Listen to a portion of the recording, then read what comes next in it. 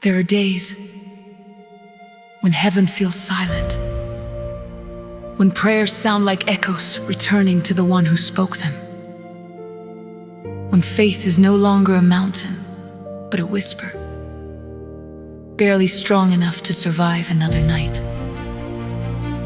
There are mornings when I wake carrying questions heavier than my own name, and somewhere between hope and heartbreak, I remember a promise. For I know the plans I have for you. Wait, you know? Then why don't I? If you already know the road, why am I still standing at crossroads? If you have written my tomorrow, why does today feel so uncertain? You said your plans were good, then why does this chapter feel like defeat? Why does the promise sound like sunrise, while I am still standing in midnight? Because midnight has a way of convincing us that morning forgot our address. Then another voice interrupts my questions, not loud, not harsh, just gentle enough to calm my soul. Trust in the Lord with all your heart, and lean not on your own understanding. My own understanding. That's exactly what I've been leaning on. It tells me that if I cannot see it, it cannot be happening. It counts delays as denials. It mistakes waiting for abandonment. But what if waiting is not God's absence? What if waiting is God's workshop?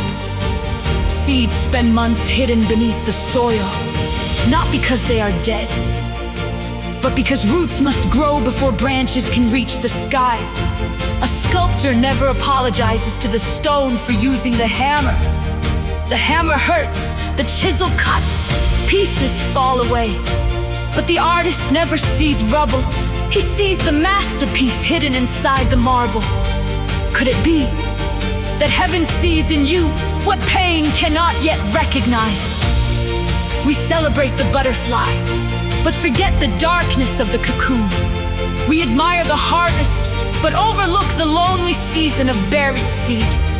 Every promise travels through process. Every destiny passes through delay.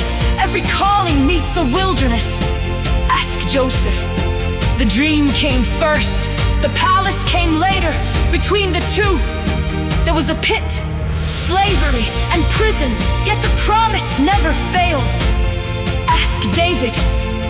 He was anointed king, then returned to the sheep. The oil came long before the throne. Maybe the better question isn't, God, where is your promise? Maybe it's, Lord, teach me to recognize your hand while you are still writing my story. Because authors don't explain every chapter before the book is finished. They simply ask the reader to keep turning the page. And faith is choosing to keep turning pages.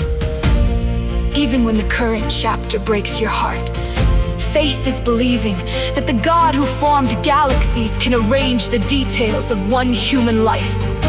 So today, I release my need to understand everything. I release my fear of tomorrow. I choose to trust the author more than my interpretation of the chapter. Because before I had a heartbeat, I had a creator. Before I had a name, I had a purpose. Before I took my first breath, he already knew every tear, every prayer, every delay, every mountain, and every victory. And still he said, I know the plans I have for you. Not plans to destroy you, but plans filled with hope. Plans filled with purpose. Plans filled with a future that my present cannot yet explain. So I will trust when I understand and when I don't, because the promise was never built on what I could see. It was built on the character of the one who spoke it. So if you're standing in your own midnight today, don't mistake silence for God's absence. Don't mistake delay for God's denial. And don't mistake this chapter for the end of your story. The God who knows your beginning still holds your ending. The one who wrote your purpose has not misplaced your future. So lift your eyes, steady your heart, release your understanding, and trust the hands that have been holding your life since before you were born. Because His promise is greater than your confusion. His purpose is stronger than your pain. And His faithfulness will outlast every season that try to convince you otherwise. Amen.